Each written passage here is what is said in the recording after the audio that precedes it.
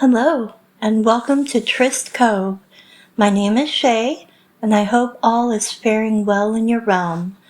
Just a reminder that we are not medical professionals. We are sharing personal thoughts and experiences. I hope you are enlightened and inspired by what you find here today.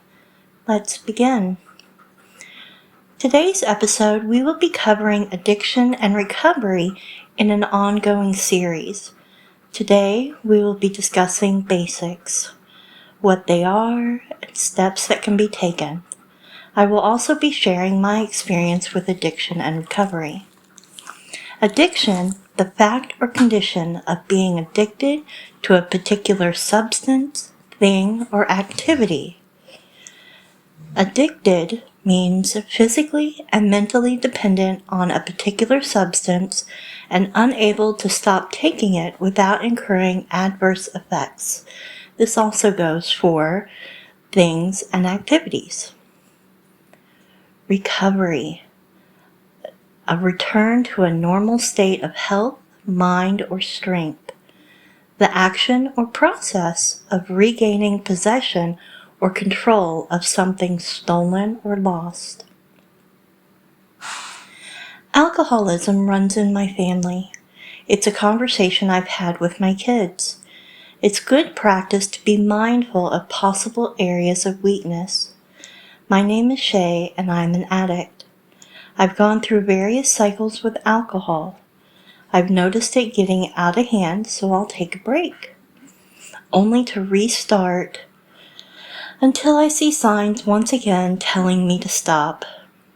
As of this episode, I am 5 years sober from alcohol. At my 3-year mark, I was talking to a friend how I'm under control and ready to drink again. They calmly and bluntly told me, no, I will not be drinking again.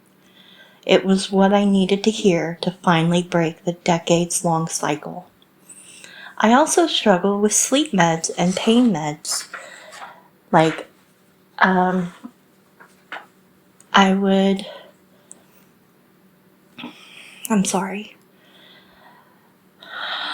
would overtake sleep medication as well as a half a bottle of ZzzQuil and nearly overdose and kill myself.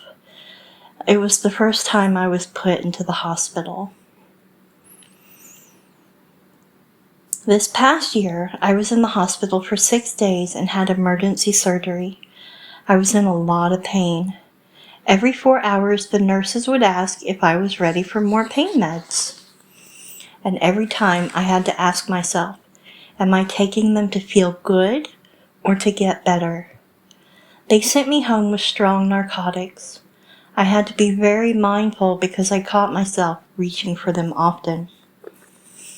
I also have a food addiction, developed over years of bad habits. This has been the one with the most shame. Unlike other addictions, you can't just cut off the source. Recovery is not a destination, but an ongoing journey. We never really cure our addictions, but learn to manage our lives under a new routine. There are options to help you on this path. Treatment centers, both inpatient and out, sober living housing, meetings, community supports, places like the Recovery Cafe Network, and so on.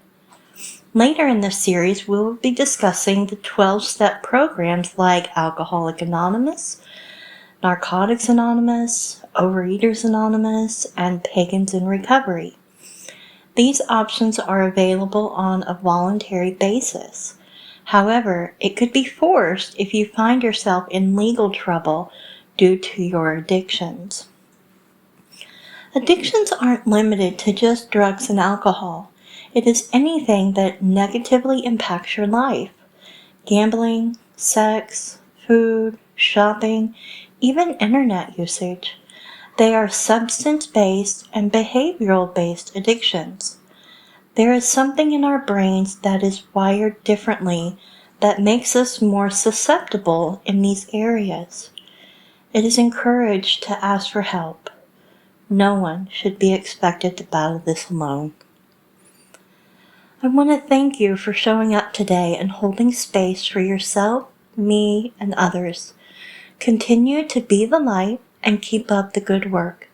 Thank you for joining, and I hope to see you again soon. Bye!